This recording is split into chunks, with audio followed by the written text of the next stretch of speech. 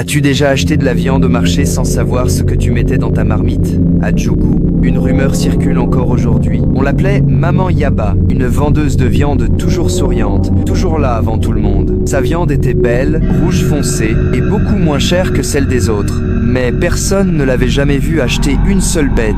Elle n'allait ni à l'abattoir, ni chez les fournisseurs. Pourtant, chaque matin, son étal était plein. Un soir, un jeune livreur du marché, Kodjo, intrigué par ses habitudes, décida de la suivre. Elle marchait pieds nus, couverte d'un pagne rouge, murmurant des mots dans une langue oubliée. Elle entra dans une vieille case abandonnée près du cimetière. Kodjo, caché derrière un arbre, regardait par une fissure. À l'intérieur, des bougies noires, un crâne humain, un cercle tracé au sol, et sur une table, le corps nu d'un enfant disparu depuis 3 jours. Maman Yaba ne vendait pas du bœuf, elle vendait autre chose. Et ce que Kodjo a vu cette nuit-là, il ne pourra jamais l'oublier. Mais ce n'était que le début. Ce qu'il a découvert ensuite dépasse l'entendement.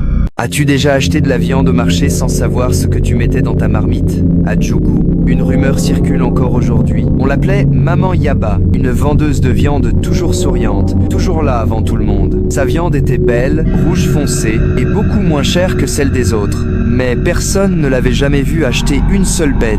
Elle n'allait ni à l'abattoir, ni chez les fournisseurs. Pourtant, chaque matin, son étal était plein. Un soir, un jeune livreur du marché, Kodjo, intrigué par ses habitudes, décida de la suivre. Elle marchait pieds nus, couverte d'un pagne rouge, murmurant des mots dans une langue oubliée. Elle entra dans une vieille case abandonnée près du cimetière. Kodjo, caché derrière un arbre, regardait par une fissure. À l'intérieur, des bougies noires, un crâne humain, un cercle tracé au sol, et sur une table, le corps nu d'un enfant disparu depuis 3 jours. Maman Yaba ne vendait pas du bœuf, elle vendait autre chose. Et ce que Kodjo a vu cette nuit-là, il ne pourra jamais l'oublier. Mais ce n'était que le début. Ce qu'il a découvert ensuite dépasse l'entendement.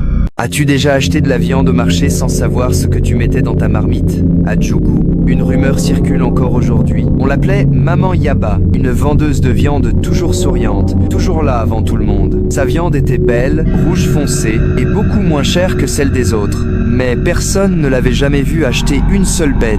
Elle n'allait ni à l'abattoir, ni chez les fournisseurs. Pourtant, chaque matin, son étal était plein. Un soir, un jeune livreur du marché, Kodjo, intrigué par ses habitudes, décida de la suivre. Elle marchait pieds nus, couverte d'un pagne rouge, murmurant des mots dans une langue oubliée. Elle entra dans une vieille case abandonnée près du cimetière. Kodjo, caché derrière un arbre, regardait par une fissure. À l'intérieur, des bougies noires, un crâne humain, un cercle tracé au sol, et sur une table,